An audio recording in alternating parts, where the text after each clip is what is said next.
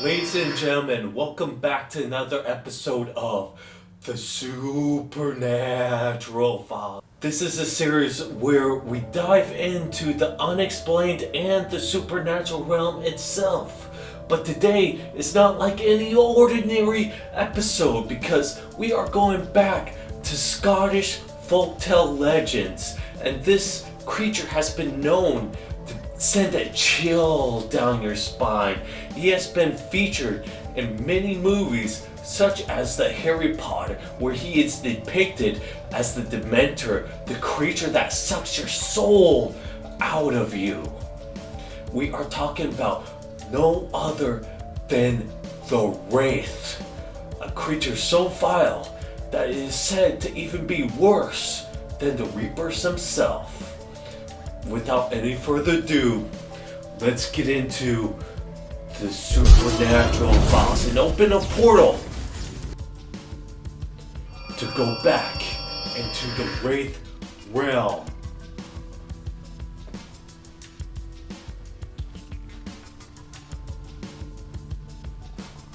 A wraith is an undead creature whose name originated in Scottish folklore, a type of ghost or spirit. Wraiths were traditionally said to be embodiment of souls who either on the verge of death or who have recently passed on. In modern times, the concept of a wraith is more likely to refer to an evil spirit, particularly one which has unfinished business in the mortal realm. They are typically depicted as skeletal figures, draped in tattered rags, and are most commonly associated with graveyards or other haunted locales. The modern perception of a wraith is that an entity which actively seeks harms to those that it encounters, no matter the motivation. Typically, a sorcerer or sorceress would transform into a wraith after death if they have been using dark magic to break the established laws, things like necromancy, time manipulation, extending lifespan, and using potions and spells to bring someone back to life are all considered reasons why a person would likely turn into wraith after their passing. Some are believed to still do it regardless because, let's be honest, having the power to control life must have felt great even for a time. Yet, once death finally knocks, the souls of these black magic practitioners would be damned to never reach the heaven-like abode of the spirits and are forced to wander between dimensions for all eternity. Thus, the race loathing for every living human who still has a chance to make better decisions about their life and subsequently their afterlife.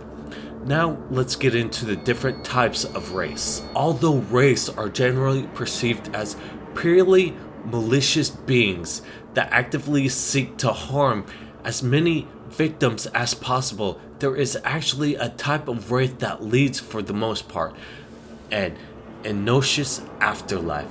They are called sorcerer, or other words, watcher or warden. And they are best known for following particular humans from the time of their birth to their eventual death. Despite this, sorcerer are the only non-malevolent type of wraith in folklore. The rest are sinister to the hilt. Take, for example, the Soul Stealers. This type of wraith is said to be utterly powerful to the point where they can easily steal the soul of a living human just by a single touch. The fate of their victims to be cursed to forever join Wraith's eternal realm. Another type is the parasitic cacodemons. These are the wraiths that dwell in the dark, empty spaces.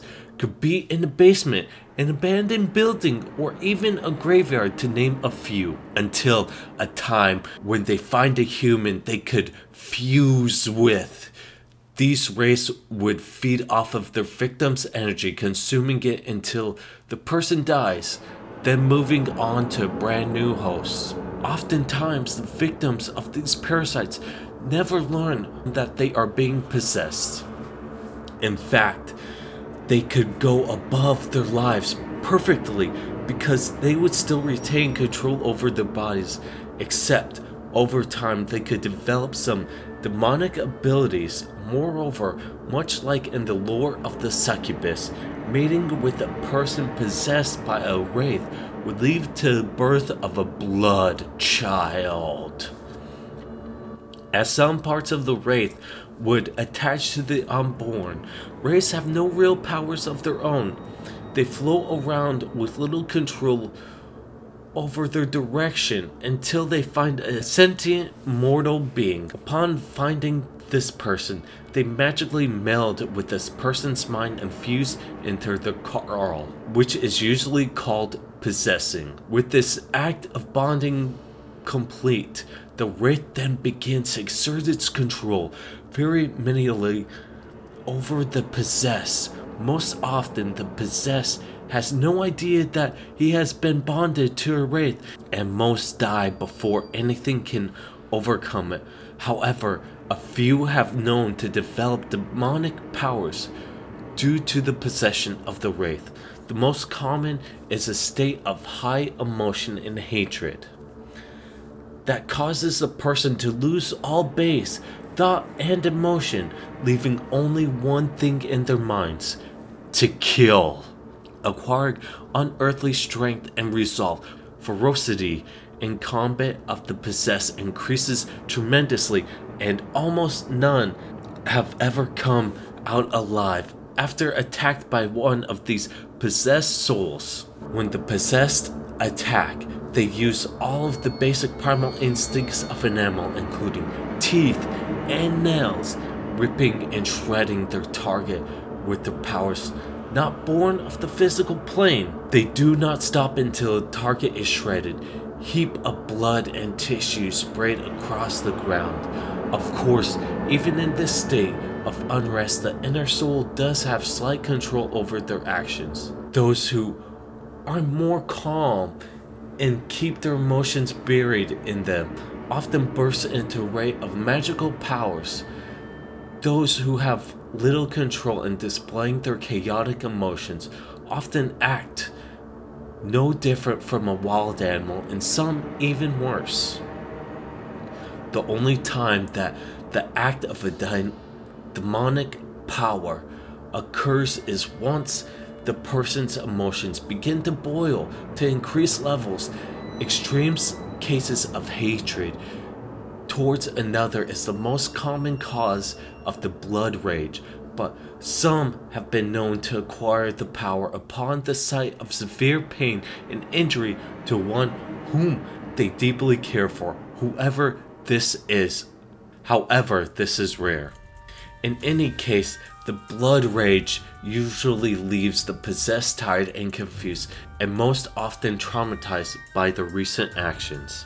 This is the only real symptom caused by the possessing wraith, as wraith, unlike other demons, just prefers to live the life of a parasite with no thought or feelings about anything except the need to survive. The only instinctive thought that these beings have to find a sentient person and bond with them. The demonic powers of the wraith are only present in very few, and even then are rare in occurrence. While these creatures are powerful enough to cause immense suffering to anyone, they still have one certain weakness: holy objects or a holy present. Thank you for joining me in this episode of The Wraith, where we explored one of the Scottish folktale legends and probably one of the most scary ones out there. If you like this video, do me a favor, hit the red subscribe button down below, hit it with the thumbs up, click the notification bell to always on so you are notified whenever a future video like this comes out. And leave a comment down below. I don't know about you, but this wraith seems all powerful, and I'm afraid that they're going to come out and attack me and just possess me like they would a regular person. Let's just get out of here because I think my ride's here. So I'll see you guys on the next one. See ya.